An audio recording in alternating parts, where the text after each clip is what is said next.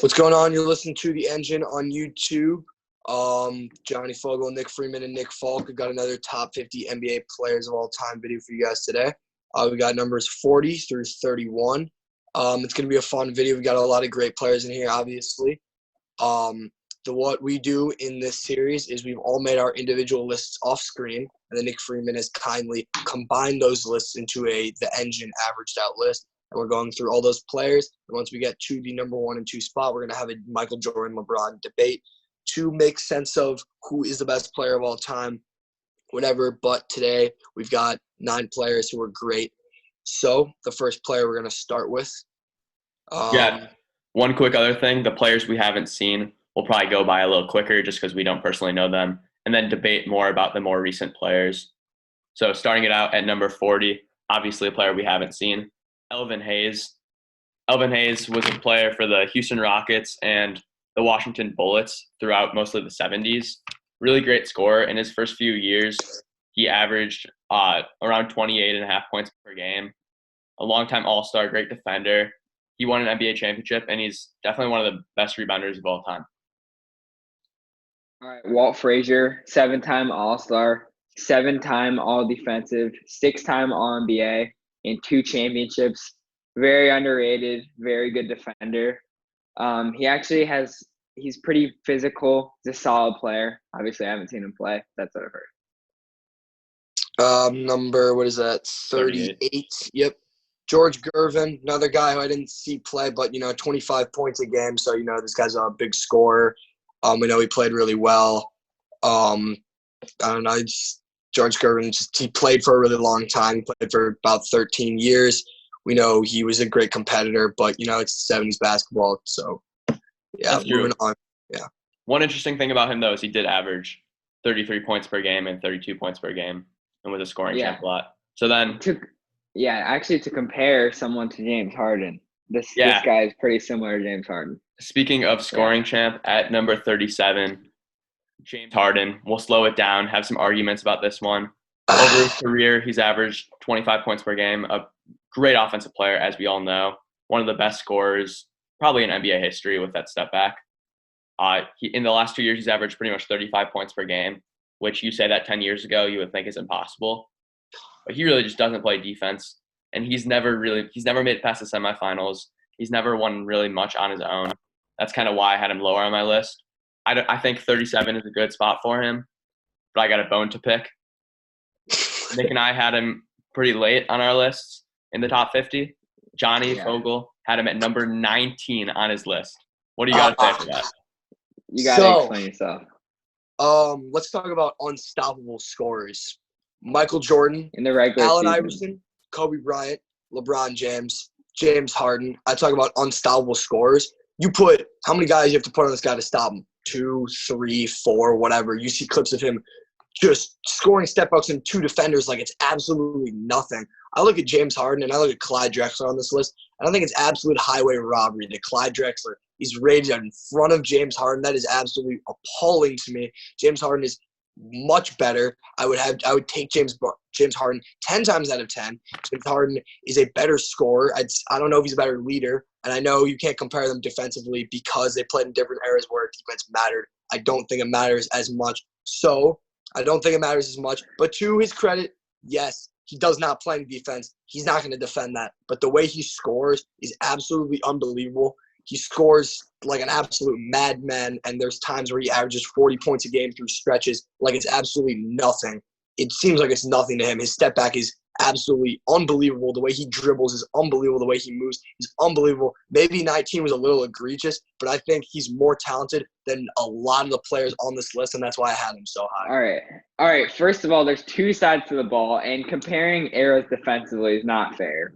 That you just have to mention that James Harden just attempts to not play defense. So that definitely factors into it. And he's not winning playing this style. So I don't care if he puts up 36 points a game in the regular season. It's impressive. He might be the best regular season scorer of all time, but I don't care. It hasn't done anything to get past any contender. And it's not like he doesn't have a solid supporting cast. They've done anything to support James Harden, and it hasn't worked at all. Yes, but what about Chris Paul? What about Chris Paul? They were one game away from beating the Warriors. And then Chris Paul Yeah. got injured, and they couldn't win because they didn't have Chris Paul. They were still up fit, like they were up. Not Yeah, because James exactly. Harden played bad because they Don't didn't have forget Chris that Paul. they have Kevin Durant. Like they had Kevin Durant, and they got James that far. Harden It couldn't wasn't lead supposed to them. be They that. went like was a 0 six-man. of What are you 20 saying? from 3. They went for like 0 of 20 from 3. James Harden couldn't lead them at all.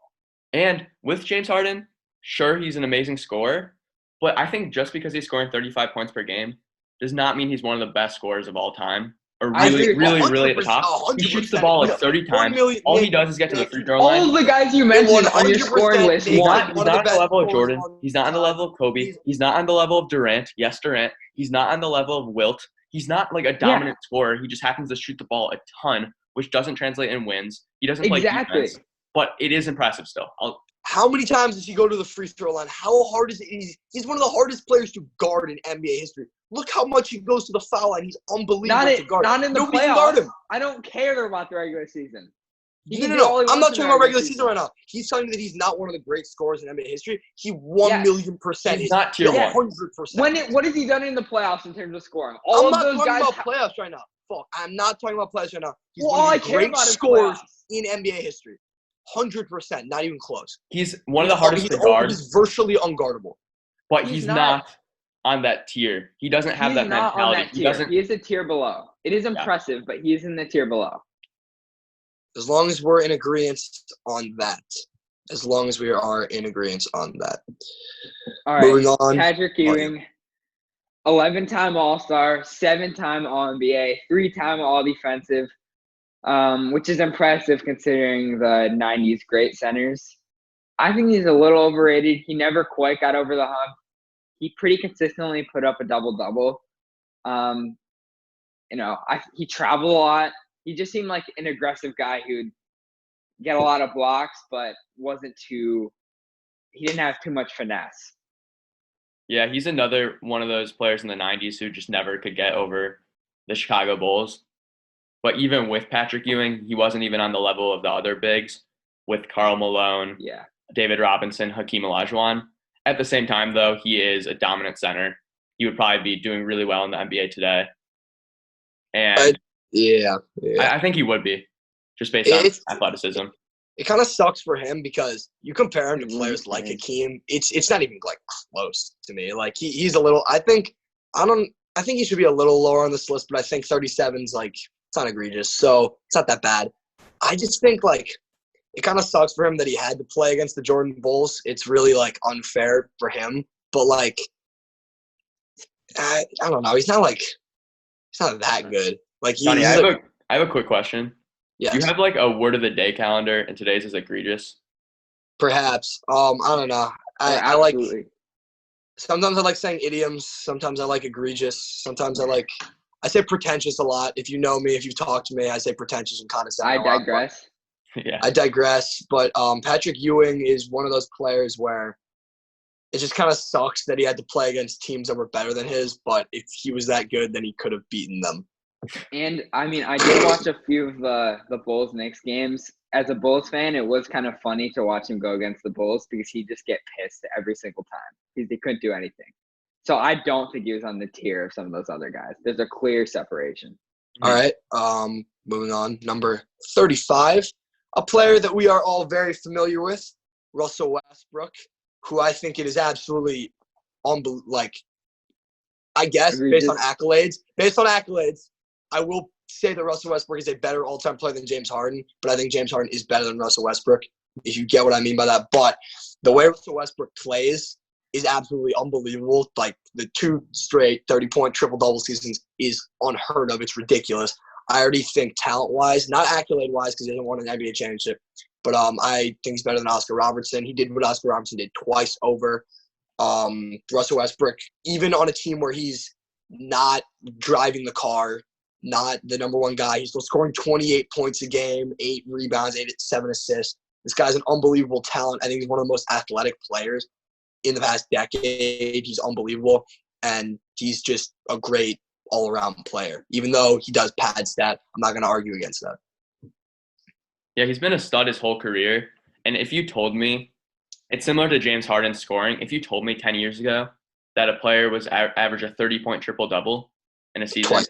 and a Twice. triple-double, average triple-double twice or 3 times for a season, I would think it's so unrealistic. What Oscar Robertson did seemed to be unbreakable. Then Russell Westbrook does this, and he just gets accused of being a stat patter the whole entire time he does this. Yeah. I mean, I really think he deserved that MVP. He's also an amazing passer, and you touch on his athleticism. He's a freight train. When he wants to get to the bucket, he does. I just think he's one of the most overhated players pretty much in league history, at least in recent memory, just because of how great his stats are. But I think still him getting rebounds, starts a fast break, him getting assists, that just means they're scoring. So I think as that MVP season gets farther away, people are going to appreciate that more. I think his tenacity goes like pretty much unmatched, especially in today's NBA, which is what I like about him. But unfortunately, he isn't a great shooter. So at times he is a little limited. I think with Russell Westbrook, the thing that goes underrated is, look how many he's averaged a steal or more every single season since like his career started, since 2008.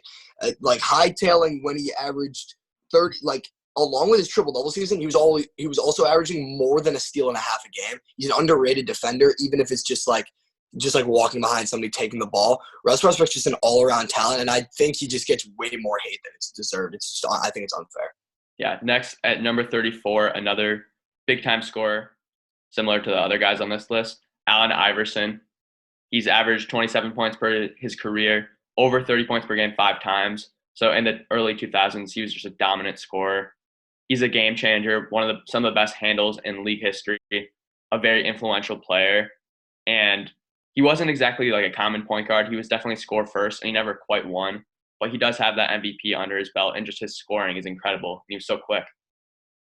Yeah, I think people forget how shit his teams were. Maybe part of that was it was not really possible to build a team around Iverson, but he was just ferocious for being the first ever 6-foot point guard who really every NBA player was scared of. His quickness was probably top 3 all time.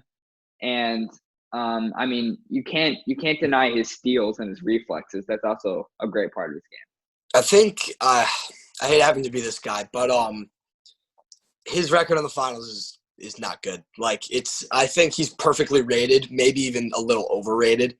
But who did he play with? Exactly. Yeah, exactly. I'll give you that. But he went. It sucks because it happened with the early 2000 Nets as well. They had to play the Lakers, and obviously we know what happened. They got swept. Same with the Nets. So I think you look at him later in his career, his stats were not great. He was on like Toronto, he was on Denver, he was on Memphis for some reason. Pistons. Philadelphia. Yeah. So I just think I look at him later in his career, I feel like maybe he should have retired earlier. But I mean, he like during his prime, there was nobody who could touch him, but he just didn't really the high point of his career was definitely his MVP. I mean, if in like the 2000s, if in the 1980s I told you like 20 years, 10 years later that a 6-foot point guard would be averaging like 31 a game going to the finals, carrying a team of basically garbage players, you would think I'm insane. Yeah, yes, but that no. did happen, and I think we need to stop looking at it from a hypothetical past retrospective scenario. I think we just need to look at it the way it is. He's kind of overrated, and he never really did as much as we thought he could have done. That's similar to a lot of his guards on this influence. list. Yeah. And now to the passing guards. Chris Paul, 10-time All-Star, 8-time All-NBA, 9-time All-Defensive. He's a crazy good passer, but I need to see him win a championship because I always have thought he's a good leader, but I'm really not sure after I've heard a few NBA players kind of knock his leadership qualities. I actually he's the one guy who I don't think needs a championship to be a winner. Or he's the one guy who doesn't have a championship, and I don't believe that they're a winner. Seeing what he's doing with OKC this year, seeing how close he got with Houston, and just the way how smart he is. Like, you're telling me that guy's not a winner? He will be an amazing NBA coach if he wants to be. He's one of the best passers in league history, an amazing defender. I really love myself some Chris Paul. I feel so bad for Chris Paul because the Warriors have been the villain in the NBA for the longest time, and they were that close. Like, they were that close, and he got hurt, and I feel like a lot of that would fall on him for getting hurt, even though they were up 15.5. You can't tell me that you actually thought the Warriors were going to lose that game. There was just no way. And I feel a lot of bad, but you talk about consistency with Chris Paul. He's one of the most consistent players in the NBA. I know what I'm getting from him. And who could have predicted what he was going to do with the Thunder? I think his leadership qualities, yes, they're knocked, but look what he did with this Thunder team. Like, this Thunder team, I've talked about it. We're not the only team who thought we're not the only YouTube channel, sports group, whatever, who thought that they were going to be bad this year. And they probably were going to make the playoffs if the NBA season were to continue. Hopefully it does. But I think Chris Paul is one of the most consistent players in NBA history. I think he brings something to a team you can't really describe with words, but he just brings that. And that's what happened with the Rockets. Like, they were that close with Chris Paul. Mm-hmm. All right, Johnny. Moving on, we've got Steve Nash. Steve Nash, very similar to Chris Paul, I'd say, in the way he plays, but less scoring, more passing, more defense. Steve Nash, just one of the faster players in the NBA. He competed with Jason Kidd for those MVPs, and he obviously got them. So I really like Steve Nash. I don't remember that much of Steve Nash, but I know he was in our era. Canadian-born, obviously, played for a really long time, played for a lot of different teams, most notably the Suns. Played for the Lakers at the end there for some weird reason. But, yeah, Steve Nash. Yeah. I mean, 2-time MVP, maybe shouldn't have won one of them. 8-time All-Star and 7-time All-NBA. He basically started what basketball is today. I've heard him say on The Ringer that he actually wishes that he just pulled up more from three because it was so unheard of at the time that he just couldn't do it. I mean, he was one of the best shooters of all time, and he probably would be higher up there if he was given the green light on shooting and just going as fast as possible like teams do in the NBA now. I agree. He was pretty much invented the 40, 50, 90 season, and he did it multiple times. By the way, that's 40% field goal, 40% from three, 50% field goal, and 90% from the free throw line. That's just how efficient he was of a shooter. And then when it comes to his passing, that's why he won his MVPs. He was a really good regular season winner, but he never really got over the hump. I'm not saying he deserved the MVPs, but he was in the contention at least, so that's impressive. Yeah, I think part of the reason he won those MVPs was because of how fast-paced the Suns were, and everyone just went crazy over that at the time. Yeah. All right, at number 31, another player we haven't really watched, Clyde Drexler, who averaged over 20 points per game. Pretty consistent player. In some of his seasons, he averaged up to 27 points per game. Consistently an all-star. I believe he was on the Dream Team. Another guy who was overshadowed in the Jordan era, but still one of those really great shooting guard scorers, and he did it defensively, unlike Harden. So that was a little jab at me. All right, I'll take that in stride. Only won an NBA championship once Jordan was gone, so that's a decent argument at you. I'd say that James Harden is undoubtedly more talented than Clyde Drexler is, although it hasn't been proven on the accolade aspect of it. He's definitely a better scorer if you want to compare that. I mean, I said it earlier.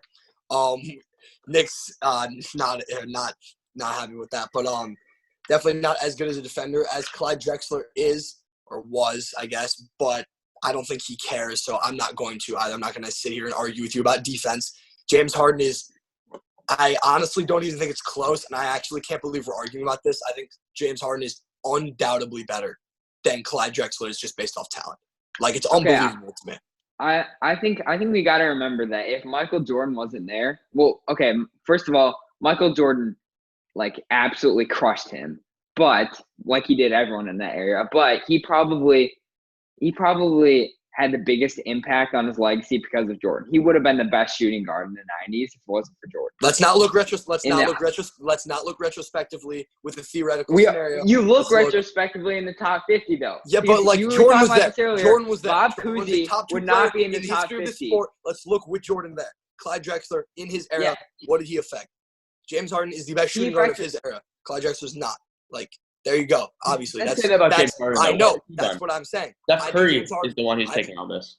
I think Yeah, James Harden hold is on, better hold than on, Clyde hold on. Drexler just because he's the But best shooting guard. Jordan was the best shooting guard of the era, not That just is any what I'm shooting saying. guard was James better Harden than is the Clyde. best shooting guard of his era. He is better than Clyde Drexler. That's one position, though, and it's probably the weakest position besides center right now. Yeah, And the best player in basketball is above him. with Harden, he's been a great scorer throughout his career. He just has less volume than Clyde Drexler, which I think is an important thing.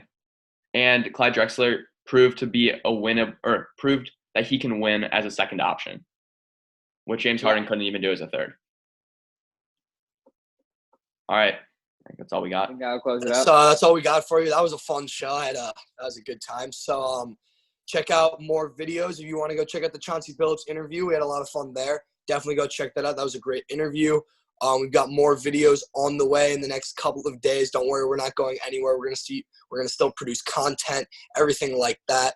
Hope you guys enjoyed the video. Subscribe, like, share, comment, whatever you think. If you have any suggestions for what we should do in the future, comment. New mock draft coming in the next couple of days, and we'll keep these videos coming. Jason Benetti interview on the way. That's something to look forward to.